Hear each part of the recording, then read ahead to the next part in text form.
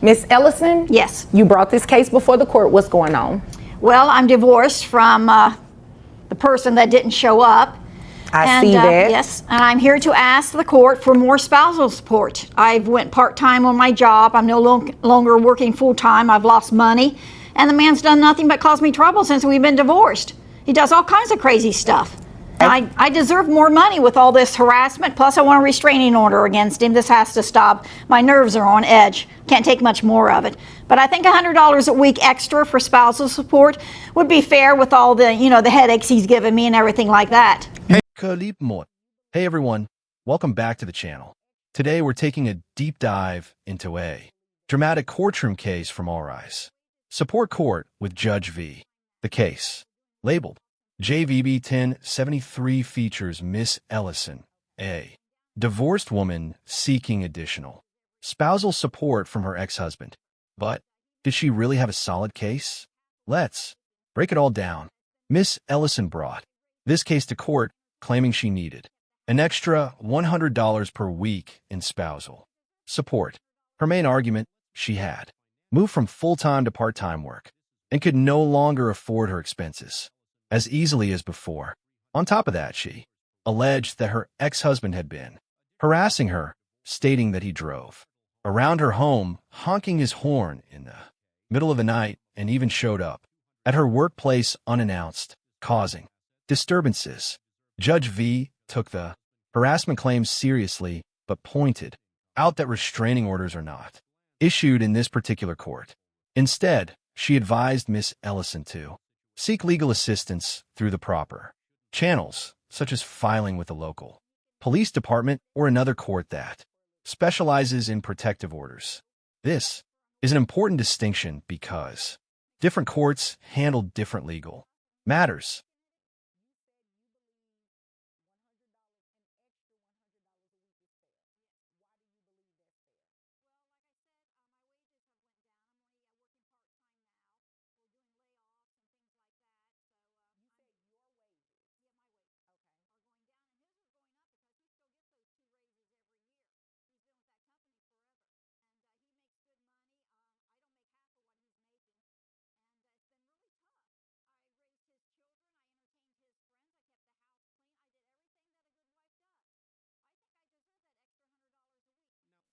Hi.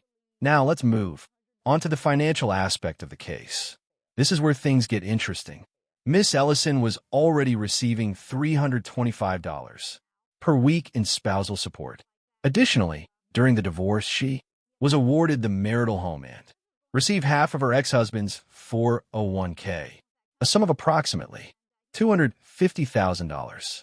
Despite these assets, she argued that she deserved more money because her ex-husband continued to receive raises while her own income had decreased. At first glance, this might seem like a reasonable request. After all, if one person's financial situation improves significantly, shouldn't the other party receive a fair share?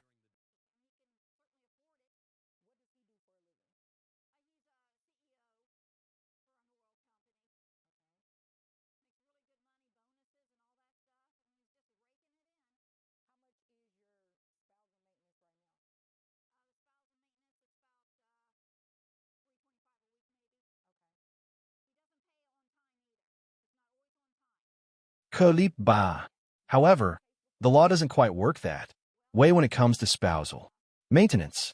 Judge V made it clear that spousal support adjustments require a substantial and legally justifiable financial change. Simply put, just because an expo use is earning more money does not automatically mean the other party is entitled to a bigger payout. In fact, after reviewing the details, it became clear that Miss Ellison's financial situation had not worsened significantly. If anything, her expenses had actually decreased. She owned her home and had minimal payments left on it. She had no car payments, only routine expenses like utilities, gas, and groceries. While she claimed that entertainment expenses should also be taken into account, the judge was firm in stating that spousal support is meant to cover necessary living expenses, not leisure activities. Judge V then asked Miss Ellison about the 401k settlement she received in the divorce. This was a major turning point in the case.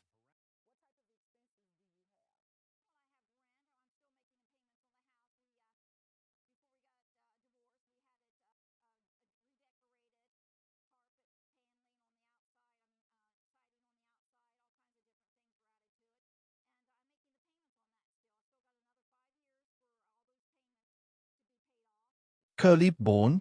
When asked how much she had received, Miss Ellison admitted that she had gotten about $250,000. That's a substantial amount of money that should have been factored into her financial planning.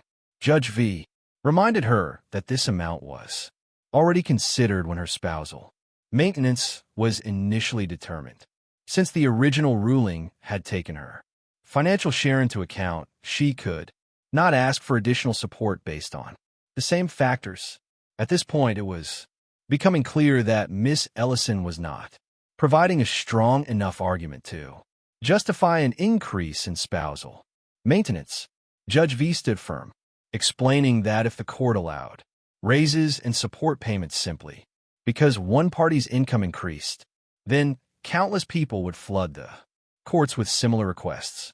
The system must remain fair and consistent, and in this case, there was no legal basis for a modification. In the end, Judge V denied Miss Ellison's request. She stated that spousal maintenance isn't about continuously adjusting payments. Whenever circumstances change slightly, it's based on legal guidelines that